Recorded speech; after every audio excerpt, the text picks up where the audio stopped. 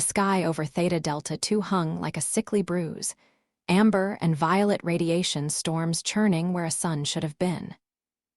Alice's boot prints were the only marks in the ashen wastes, her scavenged chassis whirring as she adjusted the corroded plating around her thoracic vents.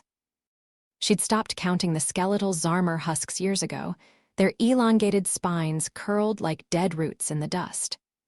Their final experiment still pulsed in the planet's core, a reactor leaking gamma hymns into the groundwater. Alice's systems flickered when she passed the old labs, their shattered observation domes glittering with mutated crystal growth. She remembered the way the Zarmer scientists had patted her neural casing, proud, before the coughing started, before the vents spewed black. Now, her auditory sensors caught only the wind scraping through ruins, the planet's last voice. The SS Cape Town wasn't just any freighter. She was a Scorpius-class workhorse, her ribs welded from salvaged battle plate, and her warp coils singing with that distinct, off-key hum of a ship pushed too hard for too long. 3 souls rattled around inside her like loose bolts. Captain William McKinley, whose piloting instincts were sharper than the stubble on his jaw, Chloe Jones, who could jury-rig a quantum drive with duct tape and spite, and Dr. Hume, whose medkit contained more experimental serums than regulation allowed. Their 4th was Yua Ching, a xenobotanist with Earth Gov's Colonial Division. She spent the 2-month voyage sketching Theta Delta II's theoretical biomess in her notebook, her fingertips smudged with ink where she'd traced the radiation gradients. The cargo hold wasn't just packed, it was a promise.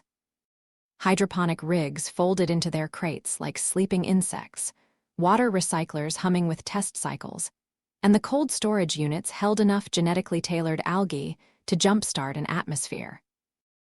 Theta Delta II wasn't the destination. It was the first stepping stone on the brutal Earth Delta Vega route, where ships vanished into the black and crews cracked under the strain. 80% of the planet would kill you in hours, but those archipelagos, those slivers of clean land under the ion-shredded sky, they were worth the math. The throne room of the celestial spire was silent save for the faint thrum of holographic projectors.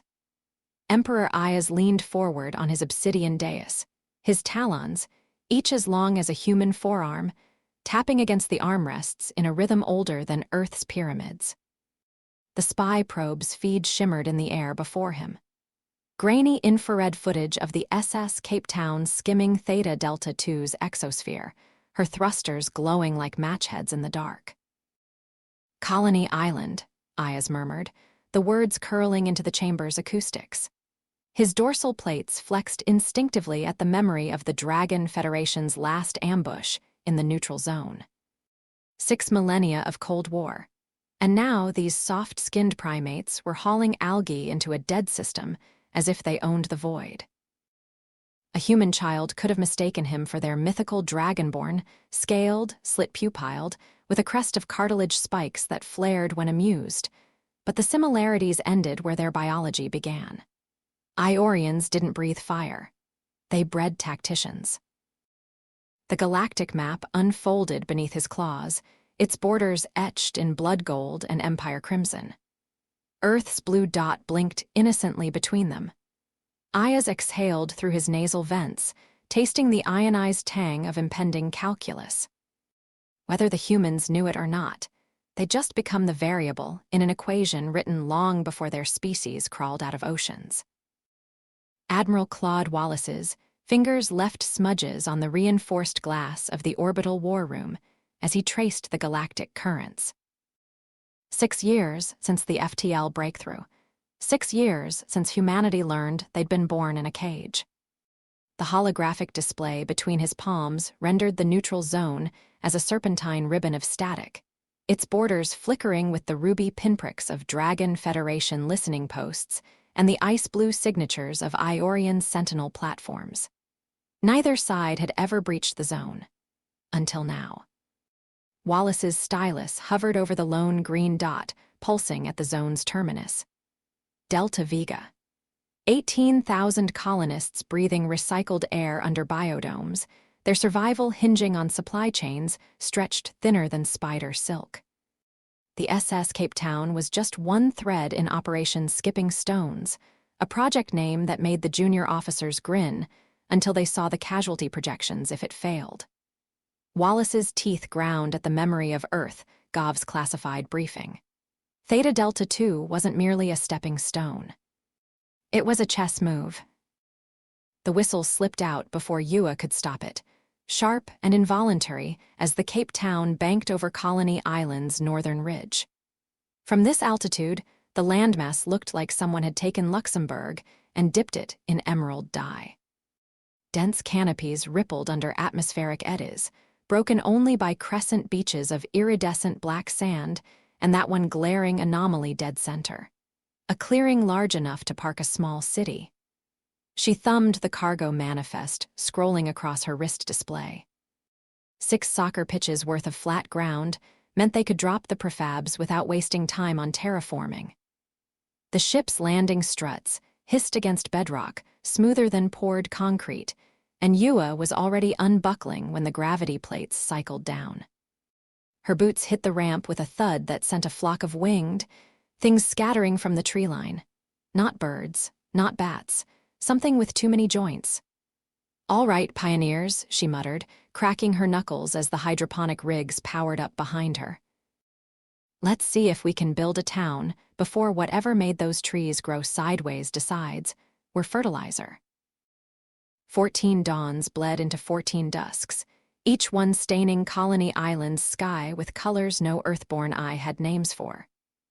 The clearing lost its wild geometry beneath human hands, prefab panels locking together like puzzle pieces grown from alloy instead of cellulose. The shed stood sentinel beside the main habitat, its cryo-thaw systems humming with a patience older than glaciers. 3 toilet units crouched at the perimeter like polite afterthoughts, their waste pipes gulping black water into recyclers that spat back drinking-grade H2O with a chemical aftertaste the crew pretended not to notice.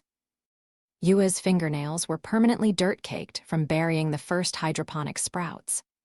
The field now bristled with genetically braided crops, tomatoes plumping under UV rigs, soy stalks twisting toward the ion-striped clouds, and tuber melons hybridized for Delta Vega's acid rains. Their leaves shuddered when the fish nursery's aeration pumps kicked on, sending silver fry darting between algae curtains. No one commented on the cannons. They jutted from the soil like obsidian fangs, their plasma cores slumbering under targeting algorithms sharper than Ewa's pruning shears. Captain McKinley had welded their control consoles from spare parts, whistling while he calibrated kill zones. The solar arrays flexed overhead, drinking light from a sun that had once scorched this world bare. Home smelled like solder and sweetening fruit. The cold came first, a silver thread of pain drawn taut from navel to spine. Illyria's fingers hovered over the blade's pommel, her manicured nails catching the throne room's ambient glow. How poetic that Michouz had chosen her own ceremonial sword. The one she'd gifted him on his 12th name day, its hilt engraved with the crest of Eldor's first dynasty. Her knees struck marble with a sound like dropped china. Blood pattered onto the inlaid star maps beneath her, each droplet spreading through the gold filigree like a miniature supernova. She could hear Michouz's boots retreating, the deliberate, unhurried cadence of a man who'd already won. The darkness lapped at her vision in waves. She tried to summon her voice of command, the tonal resonance that could shake servants from their beds 3 wings over. Only a wet whisper escaped. The last thing her fading eyes registered was the throne's armrest, where her nephew's sweaty palm had smeared the polish. The throne room doors exploded inward under the force of Zara Greenscale's armored shoulder charge, splinters ricocheting off her riot plating as plasma bolts seared past her ear. Mona ducked behind her, the doctor's medkit sloshing with emergency coagulants. 3 of Michouz's turncoats lunged from the shadows, their ceremonial blades raised high. Zara didn't aim. Her service pistol barked twice, and their skulls snapped back like broken dolls. Illyria's body was slumped across the throne, the sword's hilt jutting obscenely from her abdomen. Zara's breath hitched, not at the blood soaking the queen's white gown, but at how small she looked. This wasn't the haughty monarch who'd once made generals tremble with a glance. This was a woman bleeding out on cold marble. Muscles bunched under Zara's green skin as she wrenched the blade free with one hand and scooped Illyria into her arms with the other. The queen's head lolled against her collarbone, silver hair streaked scarlet. "Hold on," Zara growled, already sprinting for the servant passages. Behind them, Mona kicked over a brazier. Flames roared up the tapestries, buying time. "Just hold on." Mona's ears flattened against her skull as she fumbled with the medkit straps, her claws clicking against the vials inside. The queen's blood soaked through the medical bed's padding, spreading in slow, sticky waves. Illyria's breath came in shallow gasps, each one hitched with pain, but her eyes stayed locked onto Mona's face with terrifying clarity. "Don't you dare die." Mona hissed, more to herself than the queen, as she jammed a coagulant injector into Illyria's thigh. The queen's fingers twitched, smearing red across Mona's wrist. Somewhere beyond the cargo bay hatch, alarms wailed like dying animals. Zara's boots pounded toward the cockpit, their thuds shaking the deck plates. Mona pressed a wad of sterile gauze against the wound, her tail lashing when Illyria arched off the bed with a silent scream. "Stay down," she snapped, baring her teeth. The shuttle's engines roared to life beneath them, throwing Mona against the bedrails. She gripped Illyria's shoulder, too tight, probably, and felt the queen's pulse stutter under her palm. The injector's indicator light blinked green. Mona didn't realize she'd been holding her breath until her lungs burned. The shuttle's warp drive whined like a gutted animal as Zara punched them into FTL, stars smearing into violet streaks outside the viewport. Mona's claws dug into the medbay's crash webbing, her tail puffed to twice its size. Illyria's fingers twitched against the restraints, her lips moving soundlessly. The queen's blood had stopped soaking through the bandages, but her skin held the waxy pallor of someone halfway to the afterlife. The Eldoran Empire sprawled behind them, 7 solar systems stitched together by jump gates older than human civilization. Elven dreadnoughts prowled the trade lanes, their hulls carved with lineages longer than wars. Zavar hive ships drifted through asteroid belts, harvesting rare metals with spider-limbed drones. Lycan pack fleets moved in silent formation, their matriarchs' howls translated into battle maneuvers. And the Orcish clans, Zara's people, patrolled the border zones in ramshackle flotillas held together by spit and solidarity. None of it was safe now. Mishuse's coup would ripple through every species, every faction. Iorian space. Worse. Dragon Federation listening posts would pick their shuttle apart like carrion birds. Zara's hands trembled on the controls. The neutral zone wasn't a destination, it was a gamble. The Cape Town's proximity, alarms blared as the alien shuttle tumbled into real space, its FTL drive spitting blue-white plasma like a severed artery. William's fingers flew across the nav console, compensating for the shuttle's spin. Scanners painted its hull in jagged stress fractures, life support flickering between 9% and critical.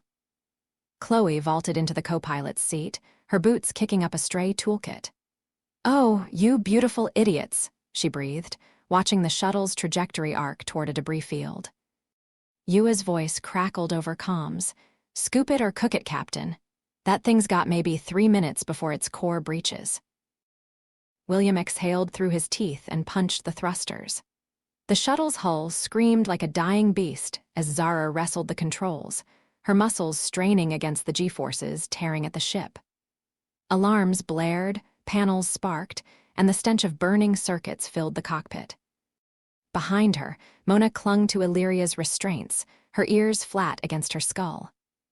"Mishuse's boys really didn't want us leaving," Zara growled, her fingers white-knuckled on the yoke. The shuttle shuddered violently, then the right thruster exploded in a plume of plasma. The impact threw Zara sideways, her shoulder slamming into the console. She spat a string of orcish curses as the ship spiraled, debris scattering like shrapnel. Somehow, through sheer stubbornness, the shuttle stayed in one piece, barely. The hull was scorched, the engines were sputtering, and half the systems were fried, but they were alive. Zara exhaled sharply, her green skin glistening with sweat. "Next time," she muttered, "we steal a better damn ship." Mona's tail stiffened mid-flick as she pressed her face against the shuttle's cracked viewport, her breath fogging the glass. The approaching ship loomed like a mountain, its hull pitted with meteor scars, its engines glowing an eerie green she'd never seen before. Not elven, not orcish, definitely not human. Her claws tapped nervously against the console. "Zara," she whispered, her ears twitching toward the unknown vessel. "That thing's got teeth. Big ones." A shudder ran through the shuttle as the freighter's gravity well snagged them, gentle but inexorable. Mona's stomach lurched. She'd spent her whole life running from trouble, but now they were being reeled in like fish on a line. She swallowed hard, her fingers finding Illyria's wrist under the blankets. The Queen's pulse thrummed weakly against her fingertips. "If they're friendly," Mona muttered, "I'll eat my own tail." The airlock hissed open, revealing the shuttle's ravaged interior, lit only by the strobing red glow of dying emergency lights. Yum didn't hesitate. She vaulted over the twisted metal threshold, her boots skidding on slick patches of hydraulic fluid. 3 figures materialized in the gloom. The orc's bulk braced against a sparking console, the catgirl's pupils blown wide with adrenaline, and between them. Ah, royalty. Yum's fingers were already peeling back the blood-soaked cape before Zara could snarl a warning. The wound beneath pulsed like a second mouth, its edges blackened where plasma had cauterized the worst of the bleeding. "Chloe." Yum barked, her voice cutting through the shuttle's death throes. "Stretcher, now."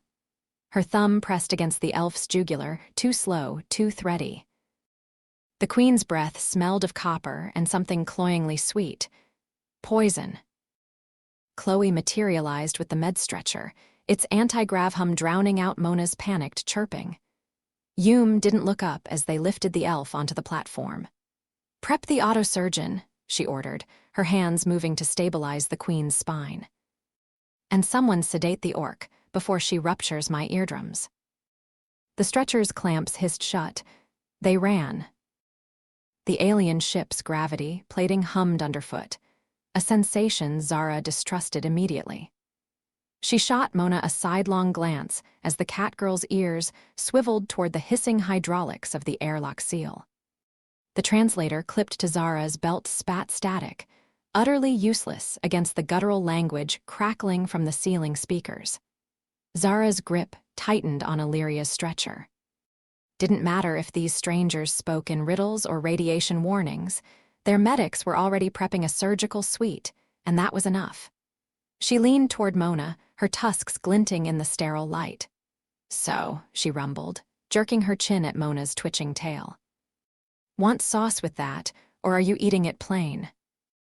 The deck lurched as the ship accelerated. Zara's knees buckled. She caught herself against a bulkhead just as the viewport flashed orange, their shuttle detonating in a silent bloom of plasma. Mona yelped, her claws extending on reflex. Zara just grinned. "Told you we stole a shitty ship." 16 light-years away, the Destiny's bridge smelled of stale coffee and ozone from a flickering console. Captain Yenna Chorden leaned back in her chair, boot heels propped on the comms panel, as King Mishuse's holographic face flickered above the subspace receiver. His words, smooth as synth oil, promised unity, prosperity, and a new era for the Eldoran Empire. Yenna's pointed ears twitched. She'd seen enough coups to recognize the stench of bullshit. Beside her, Yvette cracked her knuckles, a distinctly human habit that still unsettled the crew. "So," the security officer drawled, "we taking bets on how long until this guy's head ends up on a pike." Barra Raggle, the ship's doctor, didn't look up from her datapad. 3 standard months, tops. Ganiu, their engineer, snorted. "Generous." The transmission ended abruptly.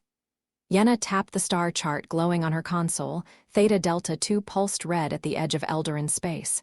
Anonymous client, fat paycheck, and now a freshly minted dictator lying through his teeth.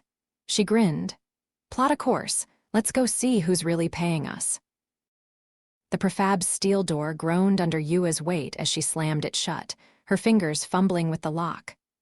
Outside, the wind howled through Colony Island's skeletal trees, but that wasn't what set her teeth on edge. The footsteps were wrong. Too light. Too precise.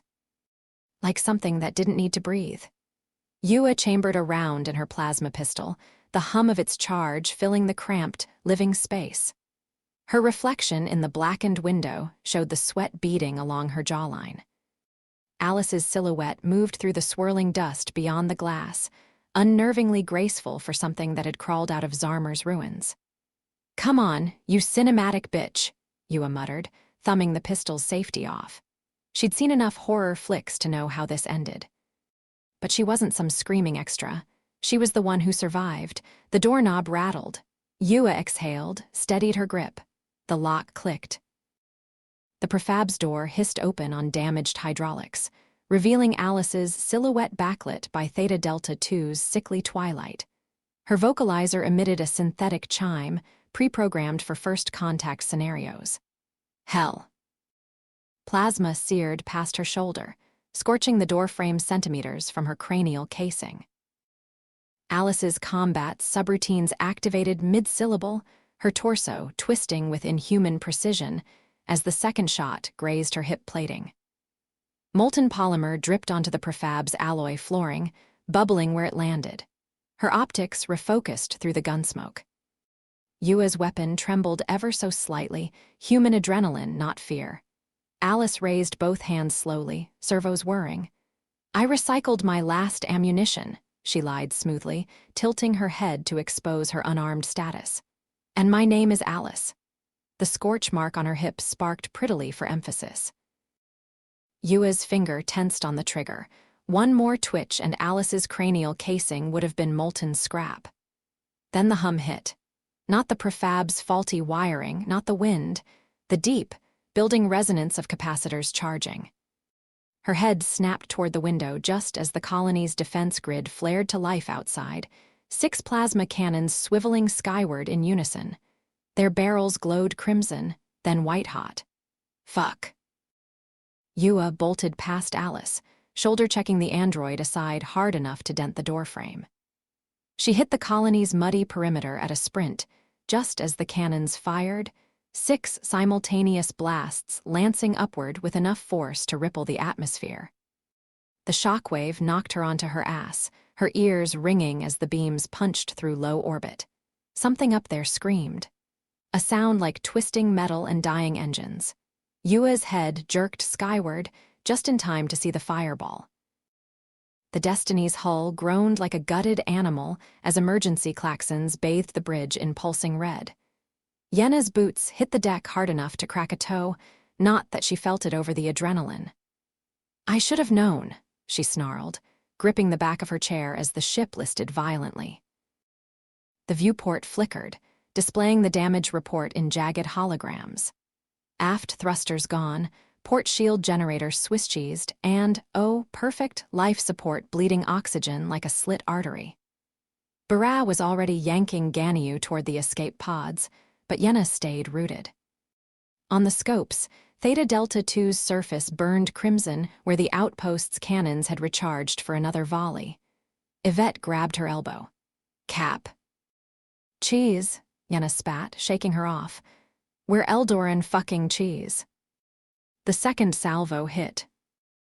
Emperor Ayaz's fingers drummed against the obsidian armrest of his throne, a metronome counting down to catastrophe. The holographic feed from Theta Delta 2 flickered above his palm, its grainy footage showing the Destiny's hull rupturing under cannon fire. Exactly as planned.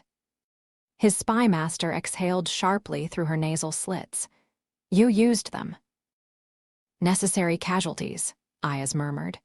The humans' outpost had vaporized an Eldoran freighter without hesitation, proof their defenses could withstand Mashuza's fleet. His lips curled.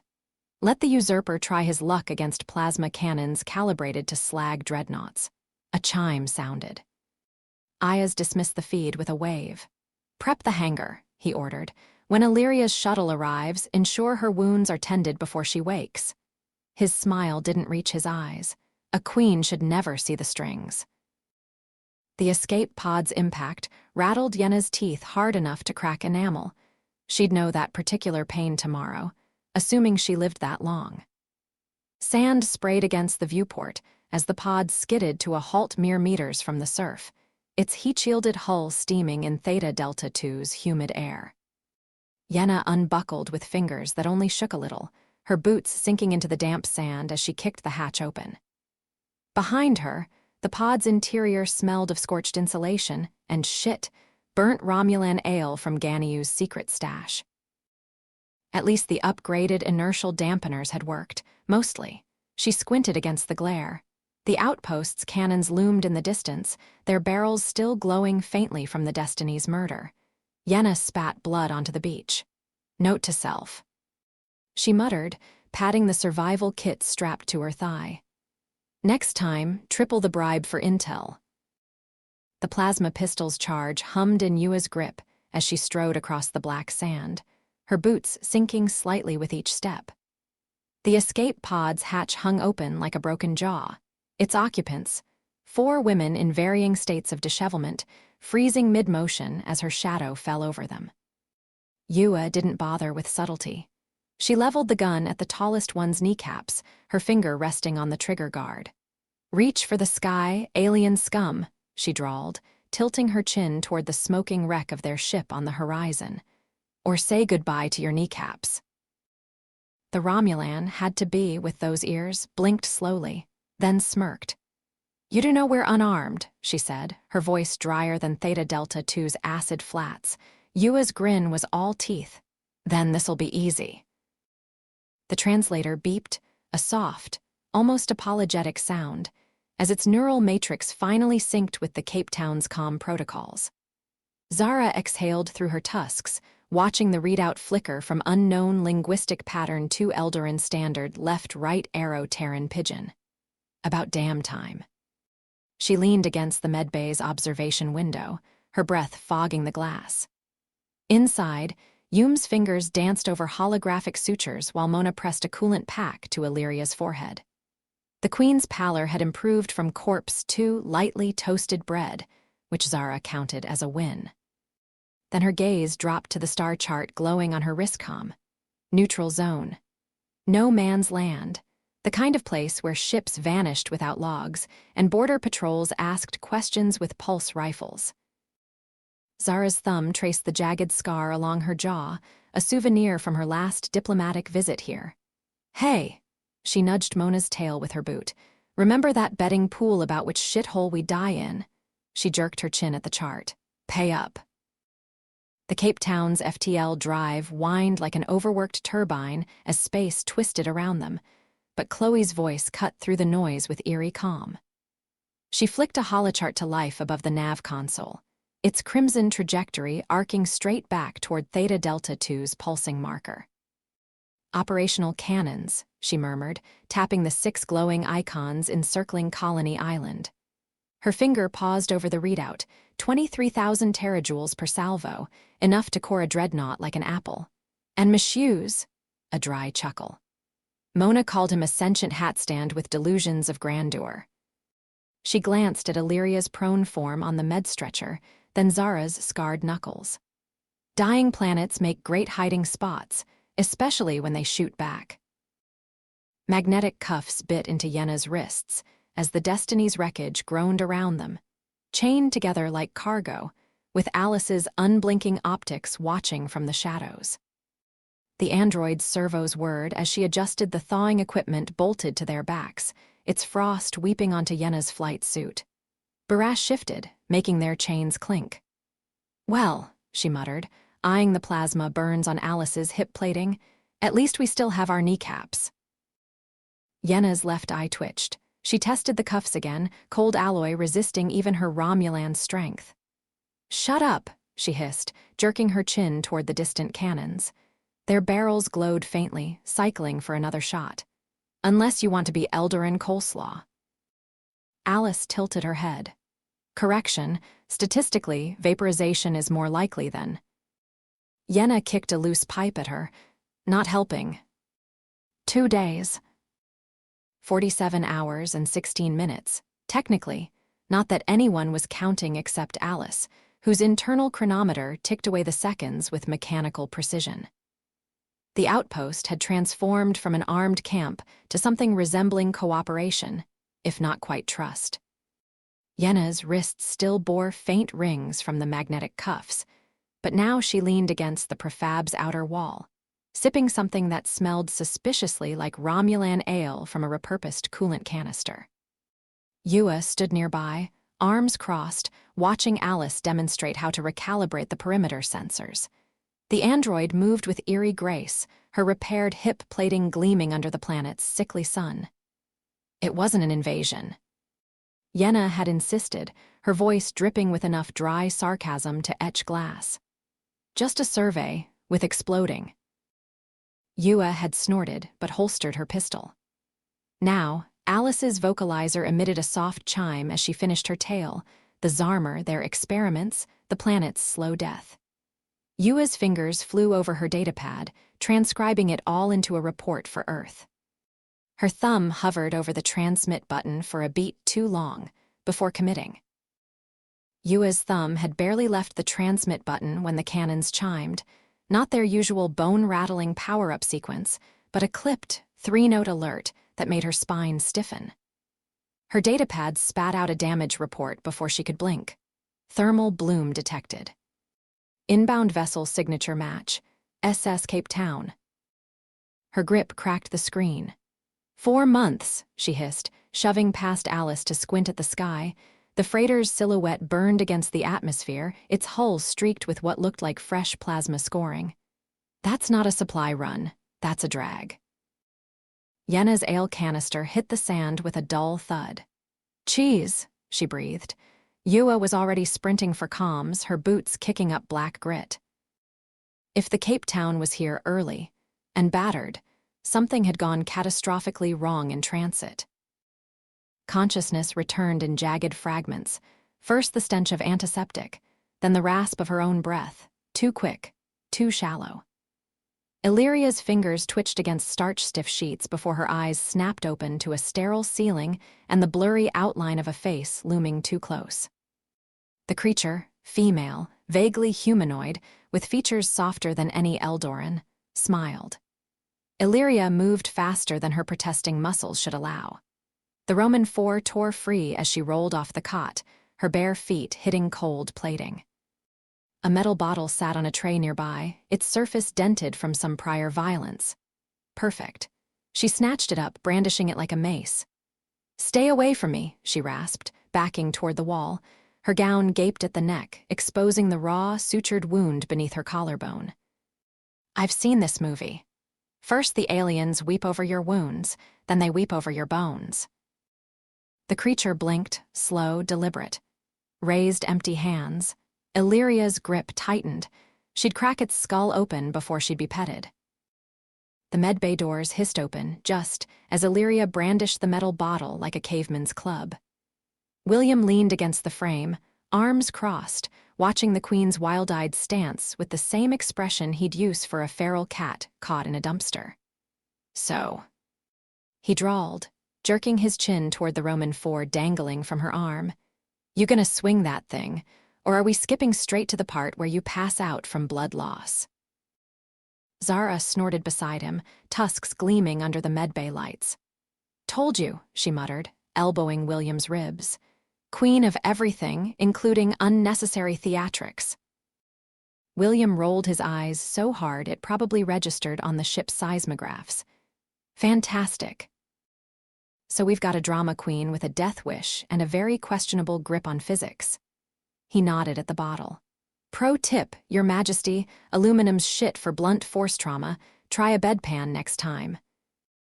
Illyria's glare could have flash-fried a steak. Mona's tail flicked lazily as she tapped the last diagnostic into the medbay console, her claws clicking against the screen. The Queen's vitals stabilized at last, heart rate normalizing, oxygen levels creeping back toward something resembling a living monarch instead of a half-drowned alley cat. She turned, ears twitching at the way Illyria's grip tightened around the blanket. "Relax." Mona purred, nudging a cup of something vaguely tea-like toward her. "Poison's flushed, stitches are holding, and," a glance at William's smirk, "despite certain opinions, your skull's too thick for permanent damage." Illyria's glare could have melted steel. Mona just licked her fangs and flopped into the chair beside the cot. "Look, your dramatics," she yawned, stretching until her spine popped. "You'll be back to oppressing peasants in a week. 2 if you keep trying to bludgeon people with drinkware."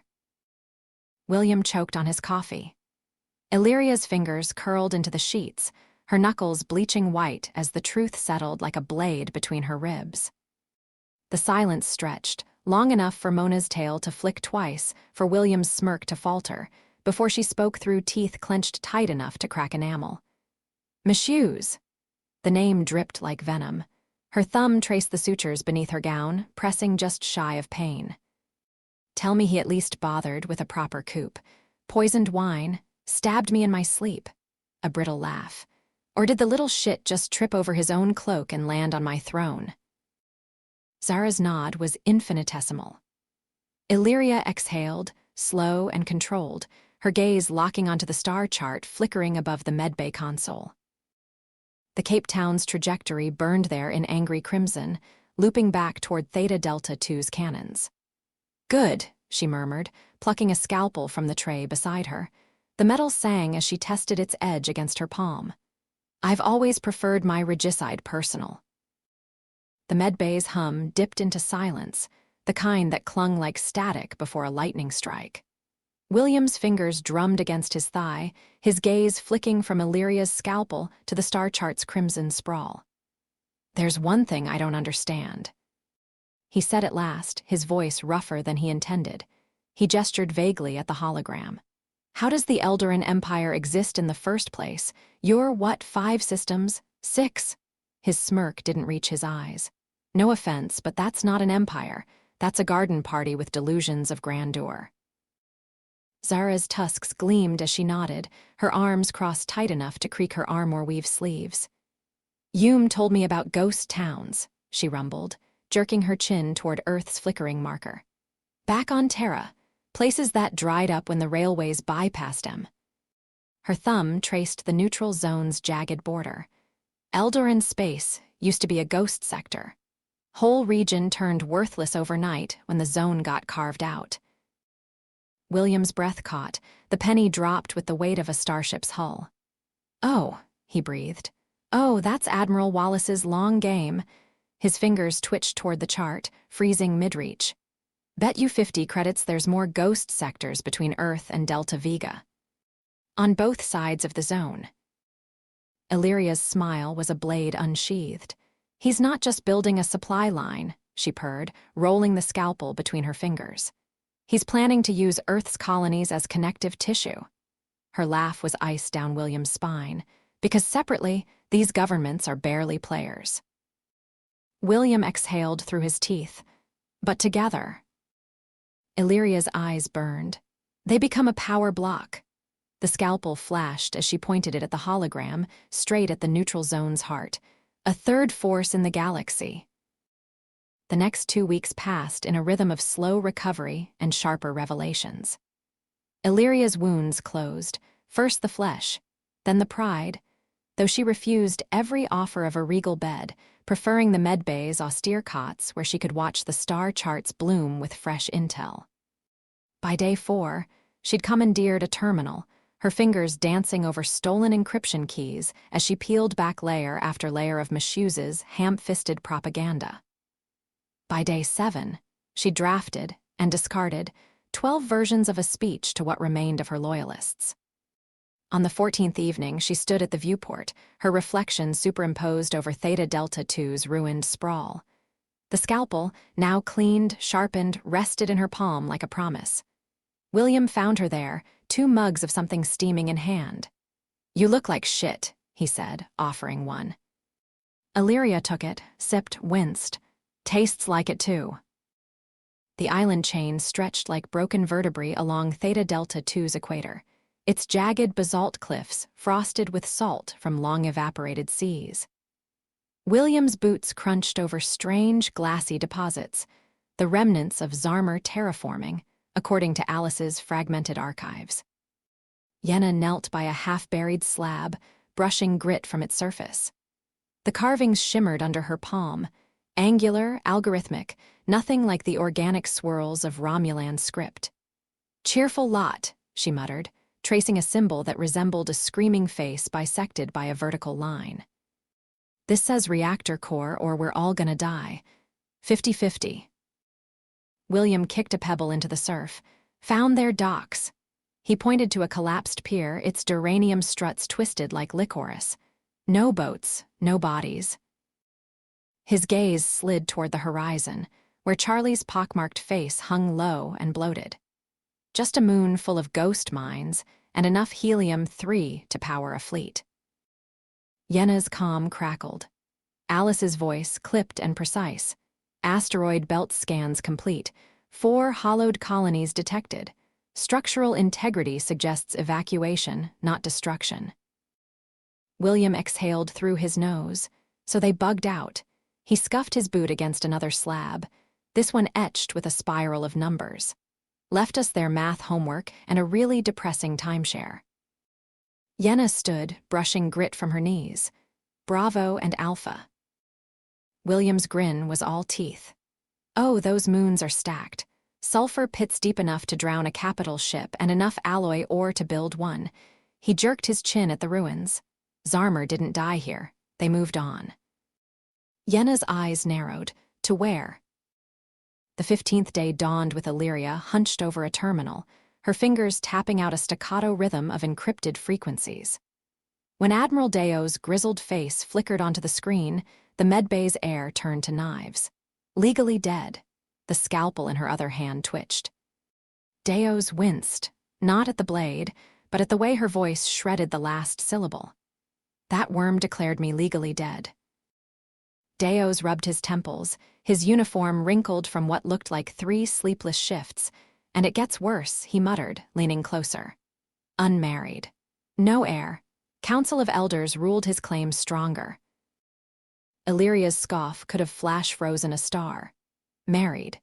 To that hat stand of a woman who collects ceramic gnomes, and his grandchildren, her free hand clenched. "Spare me the dynastic farce. What aren't you saying?" Deo's exhaled. "Projected casualties," he said quietly. "If you push this, it's civil war, millions." Illyria's smile was a scalpel's edge. "How many ships?" "Orion's Hope, light cruiser." "That's all I can." She killed the feed mid-sentence. The comm unit buzzed with the tinny echo of severed connection, the hologram of the flustered Iorian official dissolving into static. Yenna stood frozen, her fingers curled into fists so tight her knuckles popped, a Romulan tremor of fury vibrating through her frame. Illyria arched a brow from her medbay cot, scalpel paused mid-twirl. "So," she drawled, "that's what I sound like." William snorted into his coffee. "Congrats," he said, wiping his mouth. "You've achieved sympathy for a tyrant. That's a new low." Yenna's glare could have boiled oxygen. "Legally dead," she spat, slamming her palm against the console. "That pustule bellow Q forged sensor logs from my escape pod's black box, claimed it vaporized on re-entry." Her snarl showed teeth, "With me inside." William's grin was sudden, bright, and entirely inappropriate. "Wait," he said, holding up a finger. "Captain near bellow Q?" His laugh punched through the tension like a hull breach. "Oh, that's beautiful. Indy, you owe me 20 credits. Yenna blinked. Illyria sighed. Zara, leaning against the doorframe, rolled her eyes so hard it was audible. "Humans," she muttered. The third comm alert wasn't static or a live feed, just Admiral Wallace's voice, crisp and pre-recorded, bouncing off the Cape Town's bulkheads with the weight of a meteor strike. William's mug froze halfway to his lips as the words detonated. Effective immediately, all Sol-aligned vessels are to remain at current coordinates pending further orders. The United Earth Assembly has issued Directive 117 Alpha, full public disclosure of extraterrestrial contact. A beat. Then chaos. Chloe's terminal erupted with panicked headlines from Earth, riots in Jakarta, stock market crashes, a Norwegian prime minister resigning mid-speech. Yua's knuckles whitened around her comm, her screen flooded with bouncer network chatter about militia formations in the Martian domes. William exhaled through his nose, his coffee abandoned as he cycled through curses in 5 languages, 2 of them anatomical. Illyria's scalpel stilled. Ah, she murmured, watching Earth's newsfeeds spiral into madness. So this is how civilizations choke. The 5th dawn arrived with the taste of burnt ozone, and the weight of dread coiled like a serpent in the ship's corridors. Orion's hope hung in the viewport, a sleek, predatory shadow against Theta Delta II's rusted skyline, its hull still streaked with the scorch marks of a hasty departure. Admiral Wallace's transmission crackled through the speakers, his voice stripped of its usual polished cadence, raw as an open wound. "It's bad, William," a pause thick enough to drown in. "They're not recruiting volunteers like they did for Delta Vega." The words landed like a hammer on glass. Slums, from Manila to Lagos to Caracas. Cryopods loaded at gunpoint, no rations, no orientation, just exile with the clothes on their backs. A bitter exhale. The SS New York, Istanbul, and Sydney dock in 2 months. 600 souls between them. Build them a town. That's an order. Static hissed. Then, almost as an afterthought, "Oh, and the Destiny crew's yours now. Consider your crews merged. Wallace out." William's gasp was the only sound in the bridge's tomb-like silence. The scalpel embedded itself in the prefab's plastisteel countertop with a thunk that rattled the cutlery drawer. Illyria's fingers drummed beside it, each tap a silent indictment of the universe's gall. 1 light cruiser. A child's toy compared to the dreadnought's misuse, now commanded, assuming the spineless weasel hadn't already sold them to the highest bidder. Amara's shadow fell across the table, her reflection warped in the knife's polished surface. "Feel like some good news." Illyria's stare could have preserved meat. Amara slid a datapad across the counter, its screen displaying a personnel file, Lieutenant Commander Jareth Vosk, acting CO, Orion's Hope. Her captain took a disruptor bolt to the face on some backwater survey mission. She said, tapping the deceased stamp. "Standard protocol says command falls to the XO until Starfleet appoints a replacement." Her grin was all edges. "But naval protocol says any officer of superior rank can assume temporary command during crisis operations." Illyria's thumb traced the rank insignia on her stolen uniform, Commander, 3rd Fleet. The corner of her mouth twitched. "Deo's sent me a ship I can steal." Amara snorted. "He sent you a ship Mishu's can't contest." She nodded at the file. "Vosk's a logistics officer, hasn't fired a torpedo since the academy, but he did serve under you during the Colaris blockade." The scalpel came free with a metallic sing. Illyria tested its edge against her thumb. "It's a start." The Orion's Hope's bridge smelled of ozone and fresh paint, cheap, military-grade lacquer slapped over old bulkhead scars. Illyria's stolen boots clicked against the deck plates, her stolen uniform snug where it mattered, loose where it didn't. Commander's pips glinted under the emergency lighting. Vosk pivoted from the tactical holo, his jaw set in that particular way of men who'd spent decades turning bad news into salutes. "Your Majesty," he said, too crisp for deference, too flat for irony. She flicked a speck of dust off his shoulder. "Commander," she corrected, nodding at the star chart. The red dots clustered like pustules along the trade lanes. Vosk tapped a key. The dots pulsed. "Pirate havens," he said. "Unofficial, but Starfleet's known about him for years. Let him fester, useful for destabilizing rival factions." A muscle jumped in his temple. "Till now." Illyria's smile was a scalpel sliding home. "Step 1, she murmured, tracing a fingernail along the nearest cluster. The dots dissolved under her touch, recalculating trajectories. How expedient of you. Vosk's grin was all teeth. Thought you'd appreciate the efficiency. He nodded to the gunner's station, where a lieutenant sat strapped in, fingers hovering over torpedo controls. Tacticals prepped. Just say the word. Illyria leaned in, her breath frosting the holo. The word, she whispered, is obliterate. The river stones came first, smooth, ancient things hauled from the shallows by calloused hands and repurposed with quiet reverence.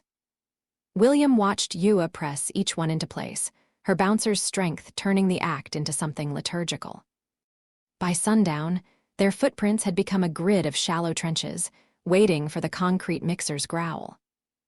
Mona's claws made quick work of the ironwoods, stripping bark with practiced flicks before Zara's plasma torch notched the logs into fence posts. Alice's salvaged drones hummed through the ruins like mechanical carrion birds, their hull, duranium struts, half-molten wiring, Zarmer bricks still stamped with glyphs, piling up beside Chloe's Roman cement vats. By week 3, the prefabs had multiplied, their duranium roofs gleaming under Charlie's bloated face. The town square took shape around a single surviving artifact, a Zarmer obelisk, its equations long eroded, now anchoring a fountain made from Cape Town coolant pipes. The second month unfurled like a stolen blueprint, rough edges hammered smooth by necessity. Basements appeared first, clawed into the red earth by drones repurposed from mining rigs, their drill bits still streaked with helium-3 residue. Then came the bamboo frames, harvested from the Delta's razor-edged groves, lashed together with cables stripped from dead satellites. The Yaren leaves arrived in great rustling sheets, each one broad enough to roof a prefab, their waxy surfaces turning the monsoon downpours into a chorus of drumbeats. Timac Island's Razak birds barely had time to blink before they became footnotes. Mona's traps were ruthless in their efficiency, spring-loaded nets, pitfall snares lined with salvaged nails.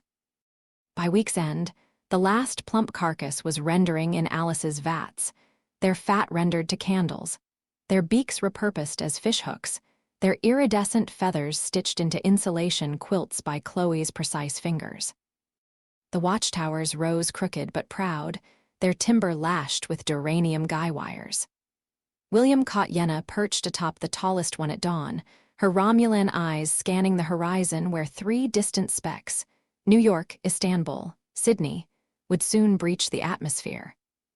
Below her, the town square's fountain burbled Zarmer equations nobody could read anymore.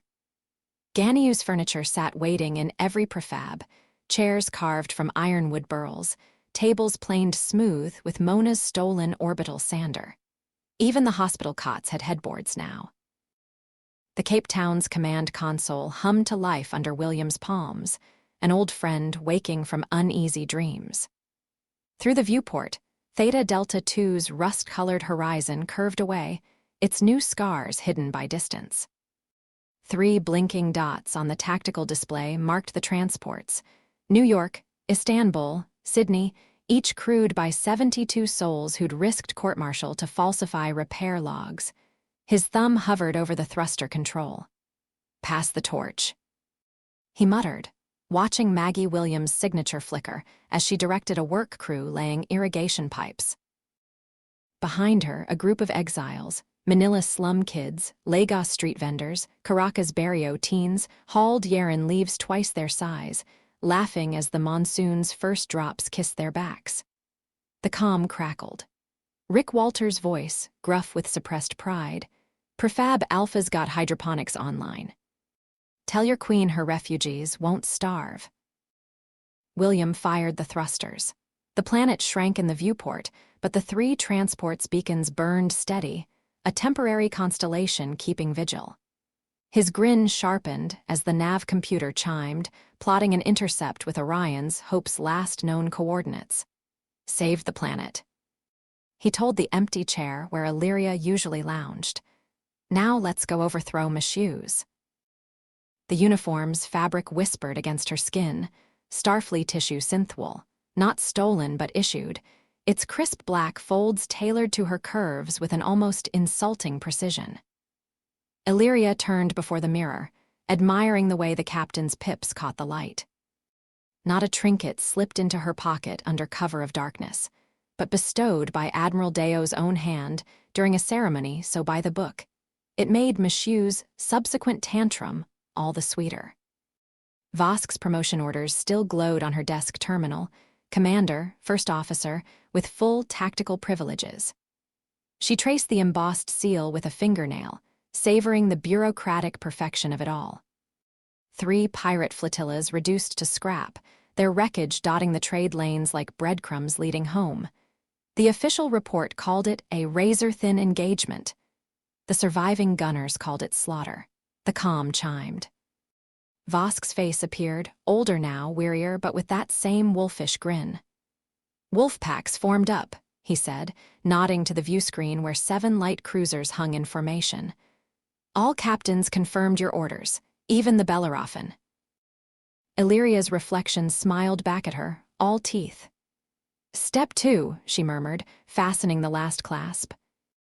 "Let's go deal with my idiot nephew." The bridge doors hissed open, just as the proximity alarm sliced through the hum of the warp core. Illyria's stride didn't falter. Her stolen boots ate the deck, plating with the same predatory grace that had once stalked Eldora's marble halls. Vosk didn't turn from the sensor array, his shoulders already tensed in anticipation of her arrival. "Terran Scorpius glass freighter," he reported, fingers dancing over the console. A holographic schematic bloomed above the tactical station, blocky, utilitarian, its hull patched in a dozen places with duranium welds. The ID tag flashed crimson. SS Cape Town, Captain William McKinley. Illyria's lips curled. Not a smirk, not a grin, something sharper, hungrier. The kind of smile that made junior officers forget to breathe. "Ah," she purred, trailing a fingertip along the hologram's jagged silhouette. "The architect of the Theta Delta caper." Vosk's chuckle was dry as a desert wind. Diplomatic channels are calling it a masterstroke of humanitarian improvisation.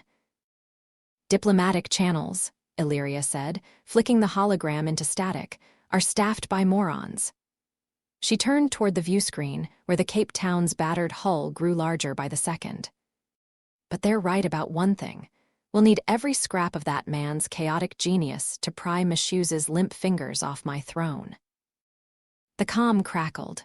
William's voice, bright with false cheer, "Permission to come aboard." Illyria's eyes gleamed. "Granted," she said, and the word tasted like the first move in a checkmate. The Cape Town's docking clamps hissed shut with the finality of a vault door. Her crew spilled onto the Orion's Hope's deck. Yua's boots left dents in the alloy plating. Alice's drones skittered ahead like metallic heralds. Mona's tail flicked against William's thigh as she pressed close. The warship's corridors thrummed with a predatory energy, every bulkhead vibrating with the warp core's growl. Vosk met them at the armory hatch, his grin sharpening at the sight of Yua cracking her knuckles. "Picked up strays, McKinley." William tossed him a plasma cutter. "Call us volunteers."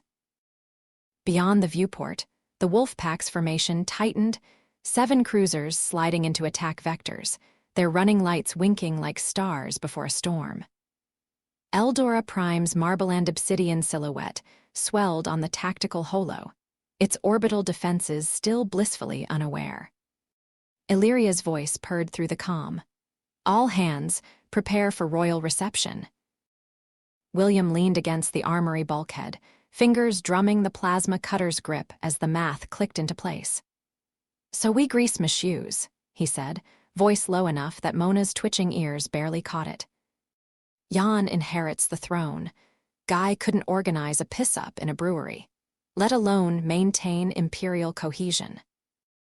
Vosk's grin was all jagged edges, which means Paula Fair gets internal integrity.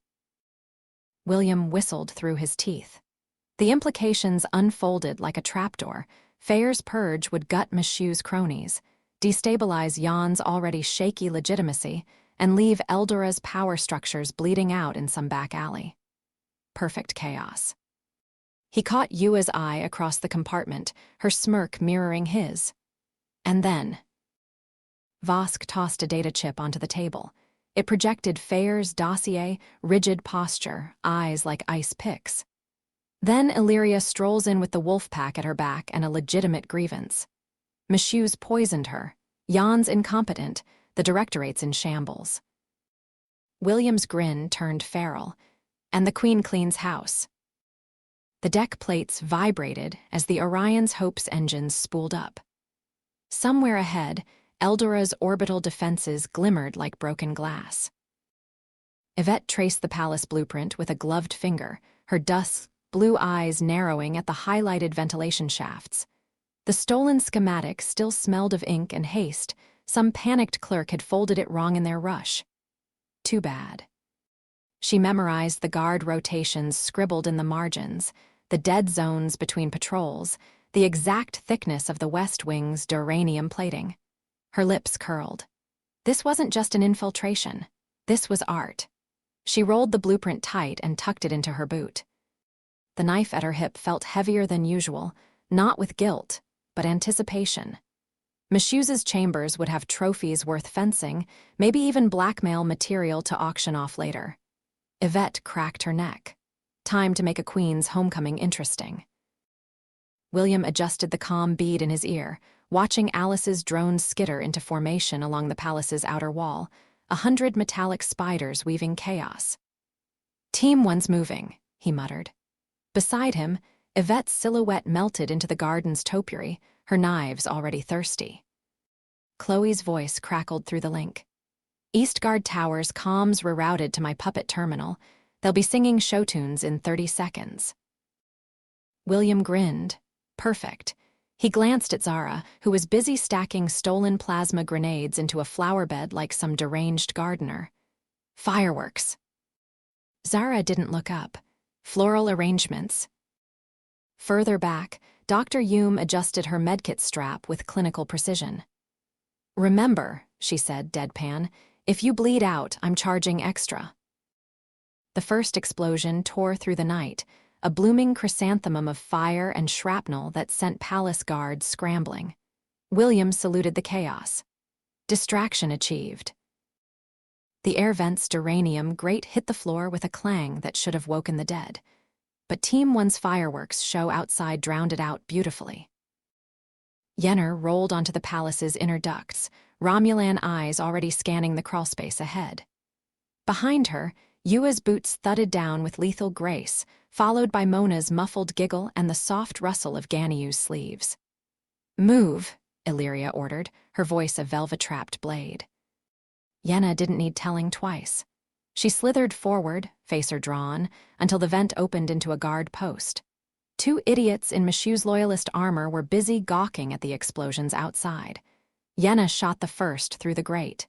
Yua kicked the vent cover into the second's face. Amara's stun grenade finished the job. Throne room's 3 levels up, Barra rumbled, cracking his knuckles. Mona's tail flicked against Yenna's wrist. Race you. Yenna's grin was all teeth. The throne room doors exploded inward with a kick that sent splinters of gilded wood skittering across the marble floor. Michoud jerked upright from his stolen seat, 3 loyalist guards snapping their rifles toward the breach, only to freeze as Illyria strode through the wreckage, her stolen Starfleet uniform pristine, her smile glacial. Amara's stun round dropped the first guard mid-swing. Yua's knife found the second's throat before his finger could tighten on the trigger. Yenna's facer bolt sent the third crashing into the tapestries, his armor smoking. Michoud's lips trembled. Mercy. Illyria flicked the scalpel from her sleeve. 1 step, 1 slash, his plea ended in a wet gurgle. She watched, dispassionate, as he crumpled at the foot of her throne, his blood pooling around the steps where she'd once held court. Clean, she observed, wiping the blade on his sleeve. Then to her team, move. They vanished into the chaos beyond, leaving the usurper cooling on the floor. Plasma scorched the courtyard tiles inches from William's boots as he vaulted over a shattered ornamental fountain. Behind him, Yvette's knives flashed in the strobe light chaos. Another Michoud's loyalist gasped as steel found his jugular. Chloe's voice barked in his earpiece. "Landing pad's clear, but we've got company incoming from the South Barracks." The Golden Eagle gleamed under emergency floodlights, its hull a seamless curve of Eldoran white gold alloy. William slapped his palm against the biometric lock. The hatch hissed open with the smoothness of royal engineering. "Everyone aboard." He shouted over the din, already sliding into the pilot's throne. His fingers danced across the console, bringing the yacht systems online with a rising hum that vibrated through the deck plates. Mona tumbled in first, fur singed but grinning. Zara followed, dragging a limping Barat. Yenna covered their retreat with precision facer fire. The hatch sealed with a hydraulic snick, just as Illyria's silhouette appeared in the smoke, regal, unhurried, as if strolling through a garden party rather than a war zone. She paused at the threshold, casting one last contemptuous glance at the collapsing palace before stepping inside. William didn't wait for orders. He punched the thrusters. The Golden Eagle tore into the sky like a spear hurled by the gods themselves. The Golden Eagle's dismantling was surgical. Every gilded panel, thruster array, and shield emitter stripped with the precision of scavengers, who'd done this 100 times before. Illyria oversaw the operation from the Orion's Hope's observation deck, her fingers tapping against a datapad as Yenna and William relocated the yacht's plasma conduits into the warship's overtaxed grid. By day 3, the Hope's engines purred smoother, her warp signature cleaner. By day 7, the stolen royal cloaking array let them slide past patrols like a knife through silk. And when the final piece, the Eagle's AI core, clicked into place on day 14, the entire bridge crew held their breath as Illyria input the activation code. The holographic display flared gold, then resolved into a 3-dimensional star map sharper than anything Starfleet had ever seen. Vosk exhaled. "Well, that's cheating." Illyria's smirk was pure conquest. "No," she corrected, "that's winning." The funeral pyres on Eldora Prime still smoldered when the wolf pack struck, 6 pirate havens collapsing into molten scrap under torpedo volleys. Illyria watched from the Orion's Hope's command chair as tactical displays flared crimson, each explosion expanding her fleet's silhouette on the hologrid. By the time the last Corsair ship cracked apart in the Badlands, her armada had swelled to 12 warships, the sacred maximum of a wolf-pack's strength. Vosk handed her the casualty report with a mercenary's pride. No survivors. Illyria traced the fresh ship icons with a fingertip. Good. Then the purge bulletins began flooding the comm channels. Fair's internal integrity squads were sweeping Eldora's 3 continents like locusts. Northern aristocrats dragged from marble villas, middle continent naval officers vanishing mid-shift, southern industrialists disappearing. During orbital transfers, the colonies would be worse. Every arrest tightened the noose around Jan's flailing regime. William whistled low at the numbers. "That's not a purge, that's a fire sale." Illyria's smile didn't reach her eyes. "Exactly." Somewhere in the static, a colony governor screamed before the feed cut out. The guest cabin's overhead light buzzed like a trapped insect, Starfleet tissue illumination, harsh enough to sterilize a medbay. William slouched at the desk, fingertips drumming the last line of his report into existence. The data pad's glow etched shadows under his eyes as he enunciated each syllable with the care of a man threading a minefield. "And in case anybody asks," he murmured, teeth glinting in a humorless smirk, "no, there were no cooked-up charges." A pause. The hum of the Orion's Hope's life support filled the silence. That's not the kind of agency Director Fair runs. That's not the kind of person she is. Another beat. His thumb hovered over the send key. These people were actually, really guilty of corruption. The pad chirped. Message sealed, encryption engaged, trajectory plotted for Earth-squabbling bureaucrats. William exhaled through his nose and tossed the device onto the bed. The mattress groaned as he collapsed backward, boots still on. He stared at the ceiling, counting the rivets until his pulse slowed. Somewhere beyond the bulkhead, the ship's engines thrummed like a living thing. Sleep came like a boarding party, swift, violent, and without permission. The dream dissolved in sticky fragments. Peanut butter smeared across her subconscious, jelly dripping down imaginary toast, until the blaring alarm shattered it completely. Zara groaned, face still mashed into the pillow, drool pooling under her cheek. "Mom, I swear I don't have to go to school today," she slurred, one hand flailing blindly to smack the offending noise. The door hissed open without permission. "Salad again," Zara muttered, half delirious, as another glob of drool escaped her lips. Somewhere above her, a distinctly unmotherly snicker cut through the fog. Then the real alarm shrieked, the emergency klaxon Illyria had keyed into her personal override codes. Zara bolted upright so fast her spine cracked. "I did not snog Admiral Tarkin's son," she blurted, eyes wild, hair sticking up in 7 directions. Silence. Illyria stood framed in the doorway, one eyebrow arched, her cape barely stirring in the artificial breeze of the ship's vents. Zara blinked. Wait, what was the question again? Illyria laughed softly at first, then it became a full, throaty chuckle that made the overhead lights flicker. Her fingers drummed once on Zara's headboard before she straightened, her cape pooling like liquid silver over the chair she commandeered. "I spoke with the Council of Elders," she said, the amusement draining from her voice like coolant from a ruptured line. Her gaze locked onto Zara's sleep-crusted eyes. "Jan's idiocy isn't enough, not anymore." A pause. The ship's hum filled the space between syllables. "My situation complicates things." Her index finger flicked toward a data pad left on the nightstand, Zara's half-finished report on Eldoran succession law. Illyria's lips curled around the next words like they were poisoned. Diplomatic shorthand for crown and heir, or lose the throne to the next sycophant with a pulse. She leaned forward, elbows on knees, and suddenly the queen looked tired. "They've nudged before, now it's a shove." Illyria's smile was all teeth. "So, thoughts from my favorite salad-mongering enforcer." Zara rubbed her eyes, smearing sleep gunk across her knuckles, then leveled a stare at Illyria that would have made a lesser woman flinch.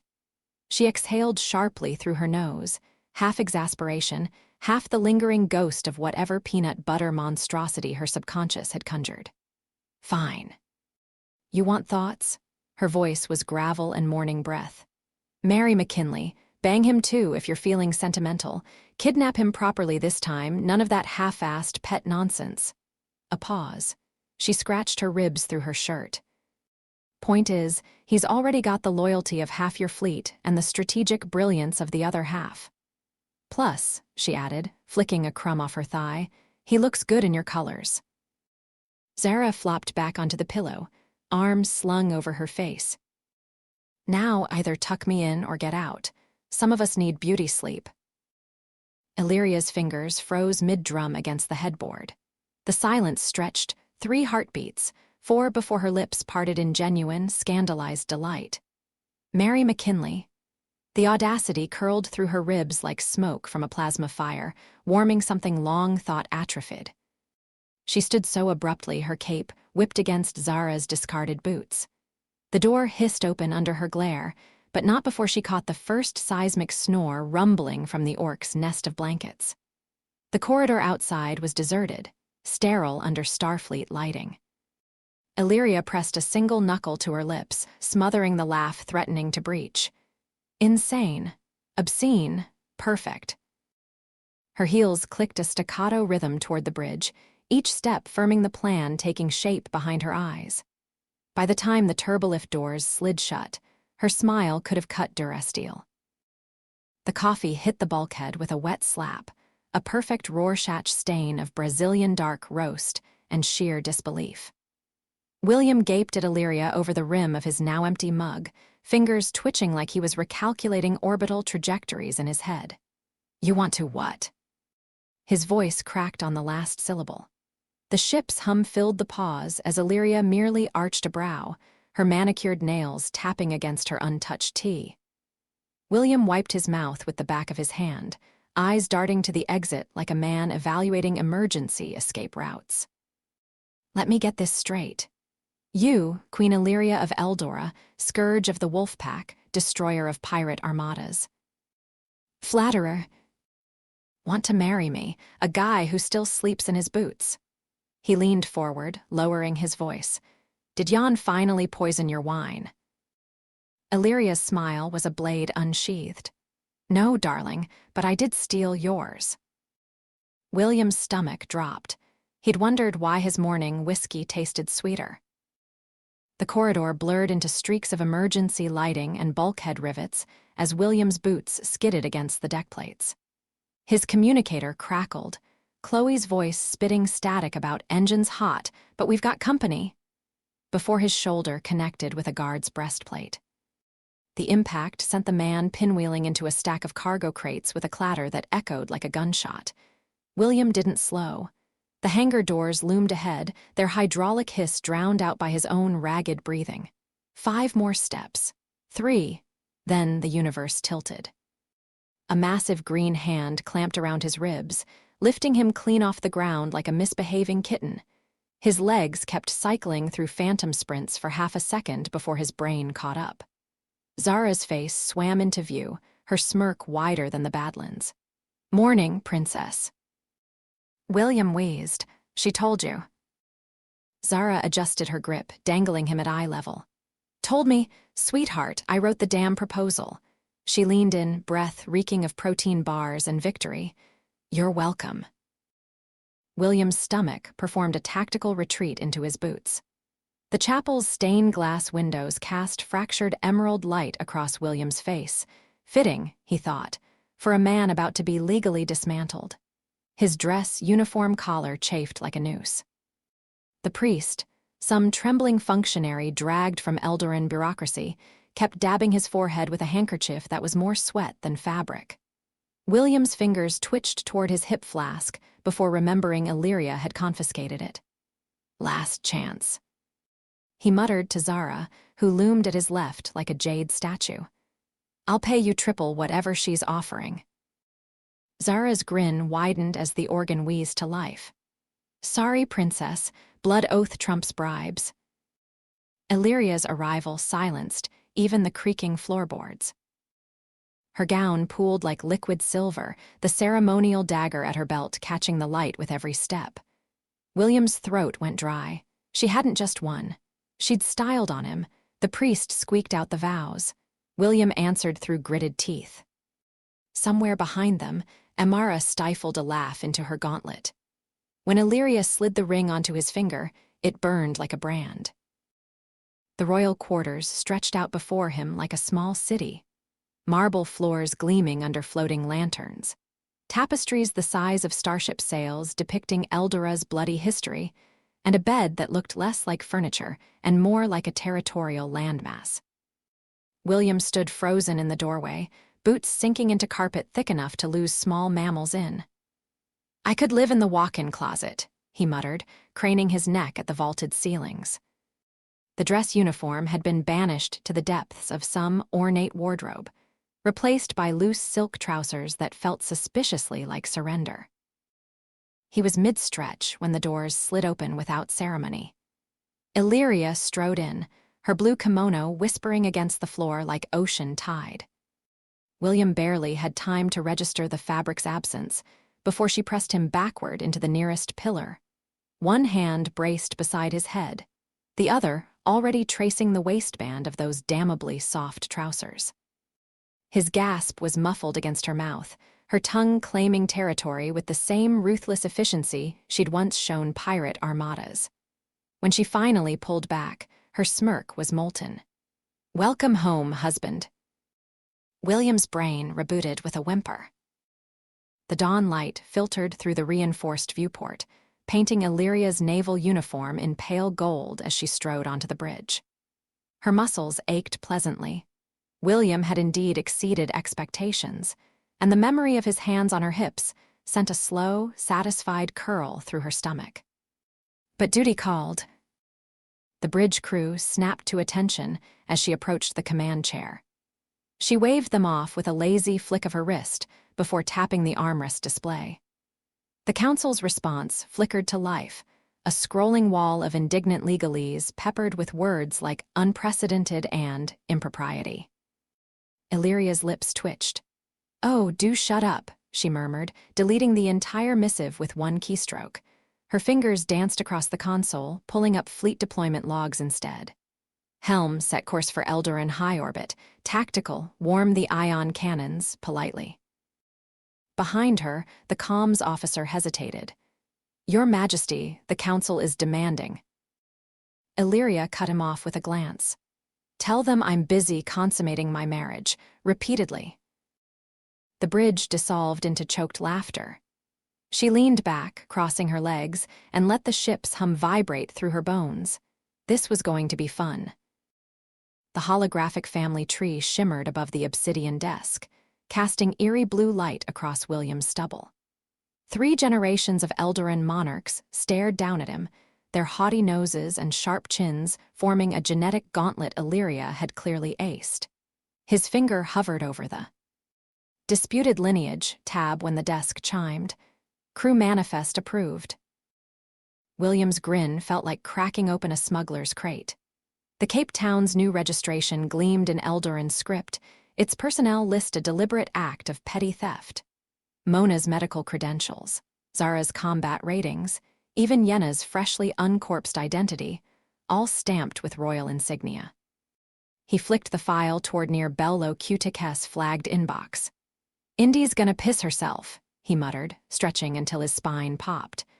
The door sensors whirred, someone approaching. William palmed the display shut just as Illyria's scent, jasmine, and something lethally expensive curled into the room. Time to play dumb.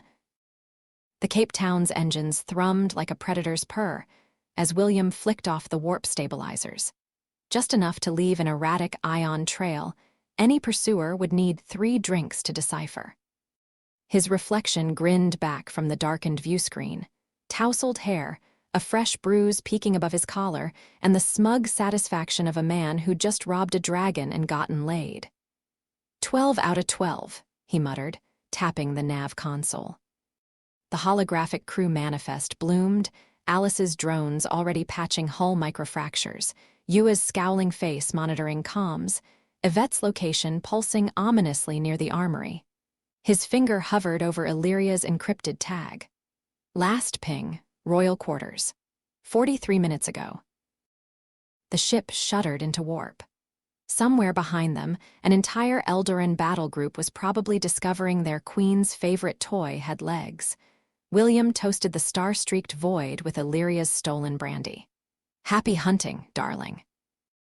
The datapad shattered against the bulkhead with a satisfying crack, its fragments skittering across the obsidian floor like panicked insects. Illyria's nails, freshly lacquered in venomous purple, dug into her palms as she inhaled through flared nostrils. The scent of ozone and fear. The security officer had chosen. Poorly. His attempt to hide behind a decorative sofa lasted precisely 3 seconds before Illyria's heel met its delicate frame, sending gilded wood splintering against his shins. "Where is my husband?" Each word dripped with the promise of arterial spray. The man's Adam's apple bobbed as he gestured weakly toward the smoldering datapad. His Majesty's warp signature." Illyria snatched his collar, hauling him nose to nose. "Spit it out before I wear your spleen." "The Cape Town," he wheezed. "They jumped 10 minutes ago, with your entire royal guard, ma'am." Her laughter unspooled like a blade being drawn. "Oh, William." She dropped the guard, stepping over his cowering form toward the viewport, where the stars burned cold and distant. "You delicious little thief." The medbay doors hissed shut behind Dr. Teo's, his hunched shoulders and rapidly retreating footsteps suggesting he'd rather face vacuum than another second in her presence. Illyria stared at the glowing test results hovering above the biobed, her reflection warped in its blue light. Pregnant. The word slithered through her mind like a live wire, Her communicator clicked open with deliberate calm. "Vosk," she purred, watching her fleet's positions blink across the tactical display. "Prep the daggers, kiss for atmospheric descent. And do remind Jan's surviving generals that widowhood is traditional in Eldoran coups." Vosk's chuckle crackled through the speaker. "Already warming the interrogation suites, Captain." Illyria's fingers traced the edge of the display, smearing blood from a cut she didn't remember getting. 2 weeks. 2 weeks of William prancing through Iorian pleasure dens while her womb housed his damnable lineage. Her free hand drifted to her abdomen, then clenched into a fist. "One last thing," she added, turning toward the viewport where Eldora's storm-wreathed capital spun lazily. "Cancel my afternoon appointments." The royal platform groaned under the dagger's kiss's weight, its landing struts crushing the scaffold where engineers had been assembling the Golden Eagle's replacement. Illyria descended the ramp with the precision of a scalpel slicing flesh, her boots clicking against durasteel as the engineers scrambled backward like startled rodents. Her honor guard fanned out in perfect sync, disruptors humming at half-charge.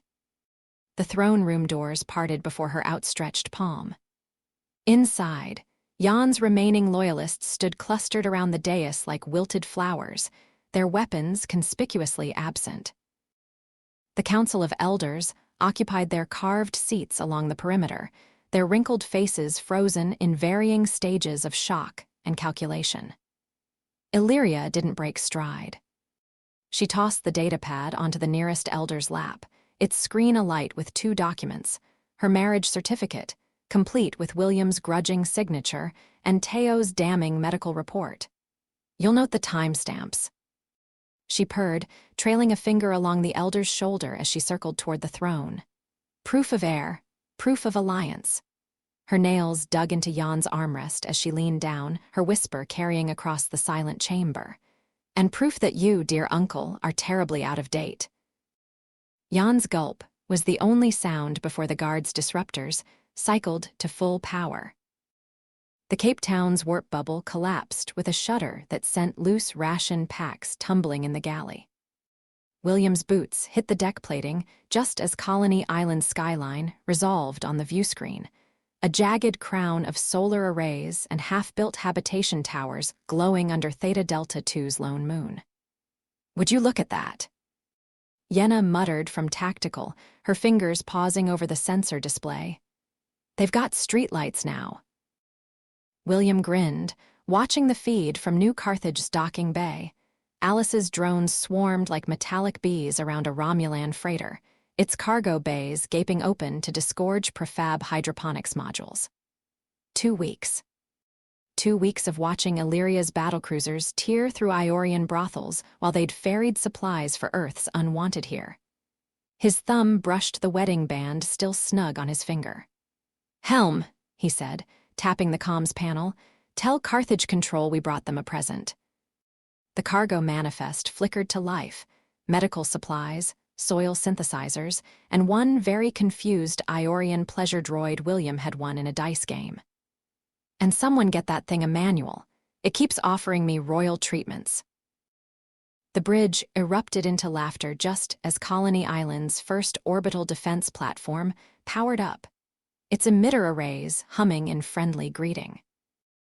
The throne room's silence tasted sweeter than victory wine.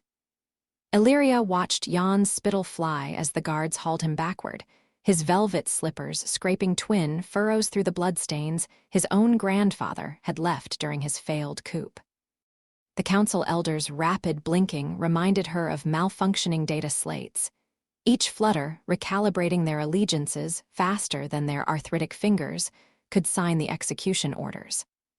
Her fingers curled around the armrest's carved serpents, their gemstone eyes cool against her palm. The throne hummed, some ancient vibration system meant to soothe royal nerves, as she crossed her legs. "Uncle," she sighed, watching Jan's knees buckle mid-plea, "you really should have burned my letters instead of reading them."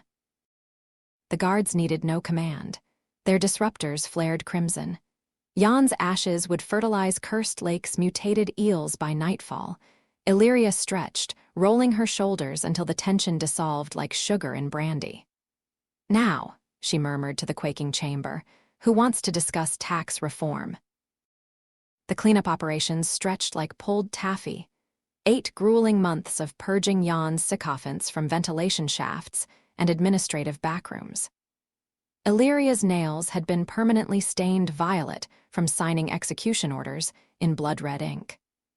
Then, halfway through week 6, Admiral Deos arrived with a datapad clutched like a holy text.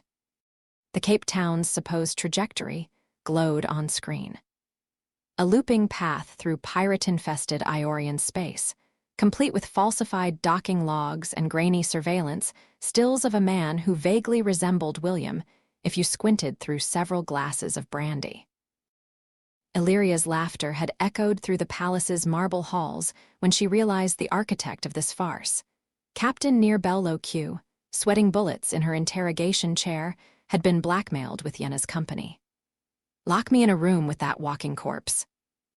Bello Q had hissed, fingers twitching toward his sidearm before remembering Illyria's guards were already aiming at his kidneys.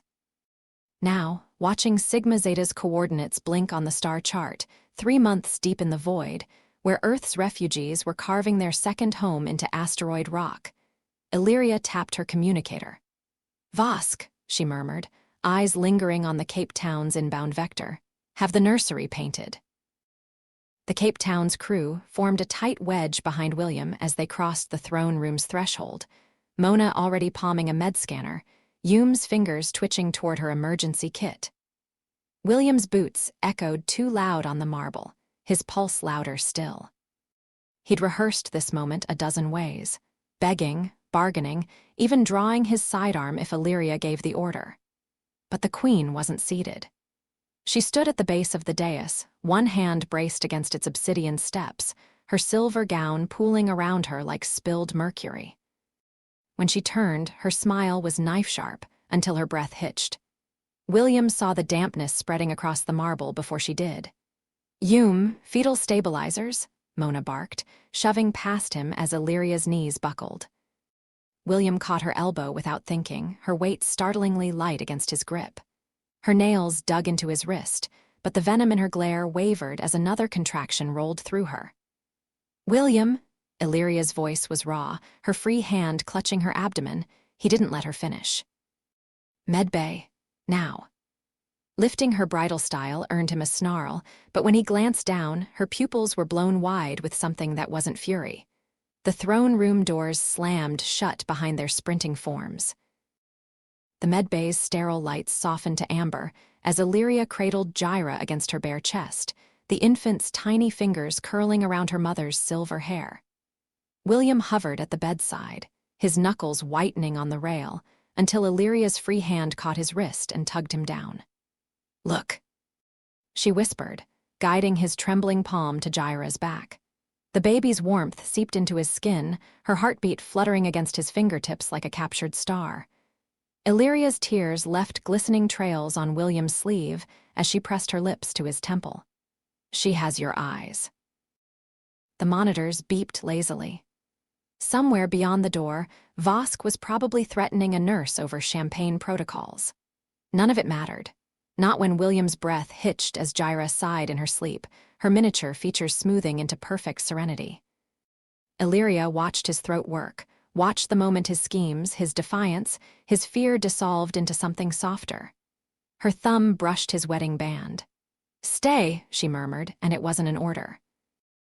The throne room's towering windows framed the Cape Town's ascent perfectly, Yenna's steady hands guiding the freighter through Eldora's atmosphere in a smooth arc toward the waiting warp point. Illyria leaned into William's side, her fingers brushing Gyra's sleeping cheek as the baby nestled deeper into his arms.